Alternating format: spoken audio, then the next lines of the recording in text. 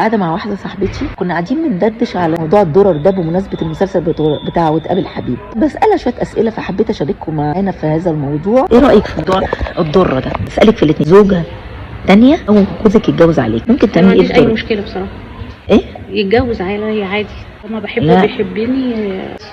انت بتتكلمي بجد؟ يعني انت عادي ان جوزك يتجوز عليكي مفيش مشكله؟ خليه ينبسط له يومين. تبقي زوجه تانية عادي، ما هنا وهنا مفيش مشكله. كده يا بنتي الشرع محلل له 4. يا نهار اسود، بلاها خد ناديه. يعني انت زوجه تانية اوكي شغال ويتجوز عليكي شغال الحمد لله. نهار اسود، ده البوليس بقى يقلبوا عليا وعلى الناس اللي صحابي. ماليش دعوه، هي اللي بتقول، انا مش دي مش قصتي خالص، يعني انا ما اعرفهاش.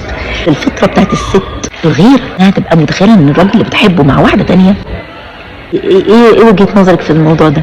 طالما انا بحبه وهو بيحبني طبعا هغير عليه عشان خاطر ما يتجوزش واحده ثالثه، خليه هو ينبسط فيتجوز واحده ثانيه عادي مفيش مشكله بالنسبه لك. المنطق الغريب ده تيجي قبل ما نسجل انا هقدر اخليه يبقى معايا وبيحبني. ست بقى كل ست بامكانياتها تخلي. لا يا حبيبتي مش بالامكانيات، انت عندك في المسلسل مراته ياسمين قمر، بنت ناس طيبه واخده بالها من نفسها ودلوعه وفظيعه وبتعشقه، روتينيه رومانسيه، كل حاجه فيها حلوه، وفي الاخر ما يملاش نغر تراب نمرود، راح للايه؟ للقويه. مالهاش علاقه. بيني وبينك الرجاله بيحبوا الستات العقارب الجامدين الحنينه اللي تطبطب وتششت. يبقى ده يتناقض مع اللي انت قلتيه من شويه يا حبيبتي. هو فعلا انا غلطانه، انا سالت ضرب الجزاء. غيرت غيرت المبدا. لسه فطرانه وكنت مهيسه شويه، جوزي لو اتجوز عليا غيرت انا السيخ المحمي في صرصور. دي فطره الست.